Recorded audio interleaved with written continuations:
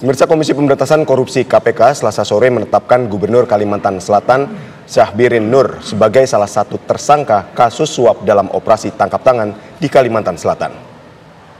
Ya, operasi tangkap tangan yang dilakukan oleh pihak Komisi Pemberantasan Korupsi ini tentu ada beberapa indikatornya, yaitu memiliki 2 alat bukti yang sah dan juga keterangan dari sejumlah saksi. Nah, tapi yang kita ingin tahu adalah bagaimana konstruksi kasus, berapa kemudian uang suap yang diterima, termasuk juga aliran dana, dan uang ini digunakan untuk apa. Nah, ini yang terus tentunya didalami oleh tim penyidik Komisi Pemberantasan Korupsi. Syahbirin Nur ini ditangkap berkaitan dengan korupsi pengadaan 3 proyek pembangunan di wilayah Kalimantan Selatan, yakni proyek pembangunan lapangan sepak bola, proyek pembangunan gedung Samsat Terpadu, dan pembangunan kolam renang dengan total proyek senilai 54 miliar rupiah. Dalam OTT, KPK juga menemukan bukti adanya uang sebesar 1 miliar rupiah yang akan dikirimkan ke Gubernur Kalimantan Selatan ini. Pemberian uang dimasukkan ke dalam sebuah kardus bekas. Saat ini KPK telah menetapkan 8 orang tersangka dalam kasus korupsi pengadaan 3 proyek tersebut.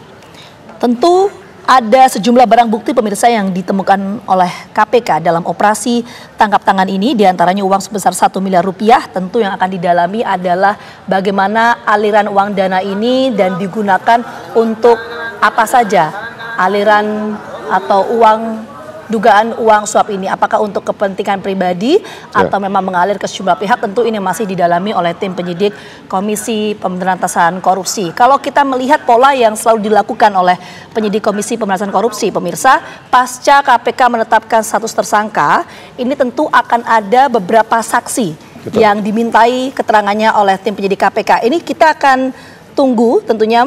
Aditya dan juga pemirsa, menarik adalah siapa saksi yang akan dimintai keterangannya untuk melengkapi berkas perkara dari para tersangka. Apakah berasal dari pemerintah provinsi, dari pemerintah pusat, atau seperti apa? Itu yang masih terus kami tunggu sampai saat ini.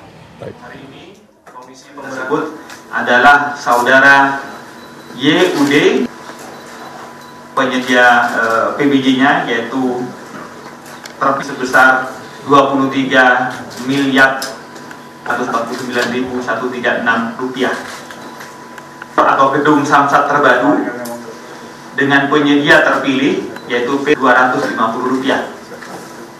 C. Pembangunan kolam renang di kawasan olahraga terintegrasi Provinsi Kalimantan Selatan dengan penyedia terpilih dilakukan atau diduga ada rekayasa yang